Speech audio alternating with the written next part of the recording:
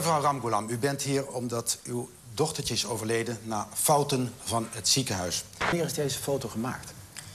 Dit is op 7 mei gemaakt, kort nadat ze is overleden.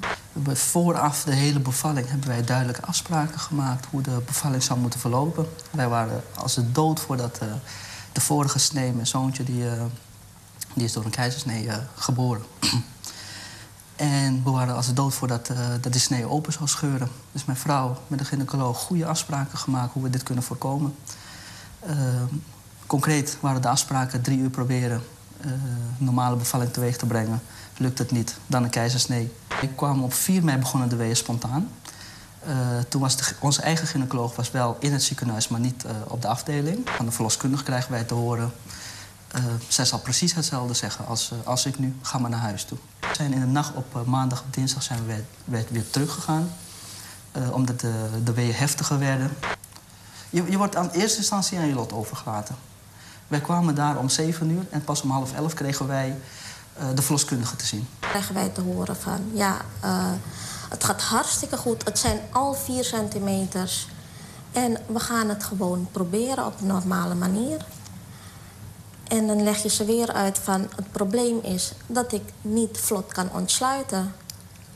Nee hoor, jullie doen het hartstikke goed. 3 kwartiertjes later krijg ik te horen dat mijn dochter is geboren, maar dat ze een zeer slechte staat heeft gemaakt. Dat de snee van de baarmoeder is opengescheurd. En dat mijn kindje tussen de baarmoeder en de buikholte los ligt. En dat ze daar de zuurstofgebrek heeft opgelopen en een hersenbeschadiging. Gerard Visser, u bent hoogleraar gynaecologie. U heeft deze zaak ook onderzocht. Vaak is het een cumulatie van factoren. Het gaan wel meer dingen mis, maar die worden wel gecorrigeerd in de volgende fase. En alles loopt goed af, prima. Maar hier is op een rij, en dat is zo'n fuik waar je soms in komt in de geneeskunde. En dan worden de fouten gemaakt.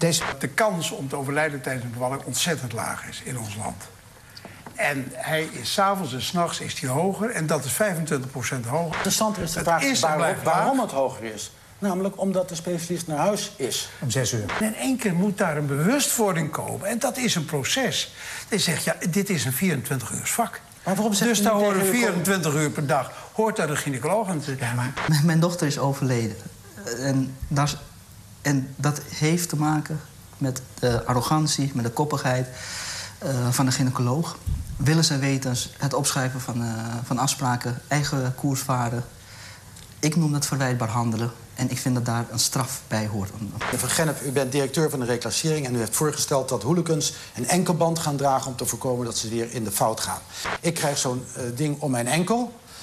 Ik denk, ik heb scheid aan meneer Van Gennep. Ik ga fijn naar het strand om daar erop los te slaan. Op het moment dat hij binnen die zone komt, 8 kilometer binnen die zone, dan krijgt hij een signaal op die zender, op dat grote ding.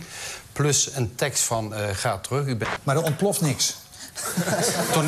Tot nu toe is dat niet gebeurd in ieder geval. Nee. Meneer is eerder veroordeeld, komt voor de rechter voor voetbalgeweld of ander geweld. De rechter veroordeelt hem tot voorwaardelijk of tot een gevangenisstraf met een proeftijd.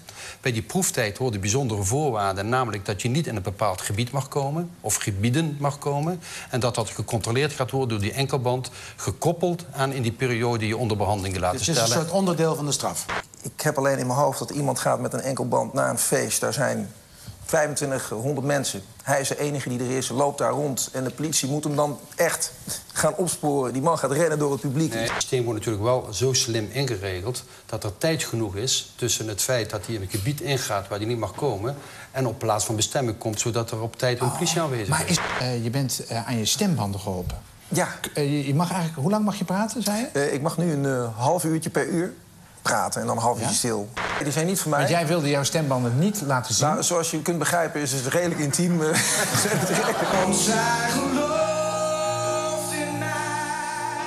titel is van het programma dat je gaat maken. En het programma-idee is als volgt. Je zou het eigenlijk het beste kunnen noemen Boef zoekt vrouw. Kan. De ex-gedetineerde zoekt een vrouw. We hebben een maatschappelijk probleem, want 43% van de ex-gedetineerden vervalt binnen een jaar weer in een misdaad. Lijkt je dit wat? Reageer dan. De knuffelbeer uit Rotterdam. Ik zie nu in de studio alle vrouwen al pen en papier pakken. Wat ik er wel een beetje raar aan vind, Sander, is dat die vrouwen die worden dus eigenlijk voor een gedeelte gebruikt als reclassering. Want die mannen hebben 3 dingen nodig: een baan, een huis en een vrouw. Nou goed, die baan en dat huis, dat moet dus nog ze worden niet zelf gebruikt. Ze kunnen zichzelf opgeven. Hè? Ja. En ze kunnen elk moment uitstappen wanneer ze willen uitstappen. Misschien kunnen jullie dat... Dat staat wat ik begrepen heb ook op de site van de oproep van... die man helpen, gedrag veranderen. Nou, ik denk, je hebt het hier over relatie. Je hebt het niet over dat je insteekt in een relatie... om op een gegeven moment met een ideeel doel... ik ga een crimineel op recht pad brengen. Het gaat hier om een serieuze zaak... dat je een man en een vrouw bij elkaar wil brengen. En dat doe je niet op deze manier, lijkt mij. Maar er zijn wel meer programma's op tv... waar een man aan een vrouw wordt geholpen of andersom. Daar heb ik dezelfde bedenking tegen. Ja, nee, maar dat begreep ik ook.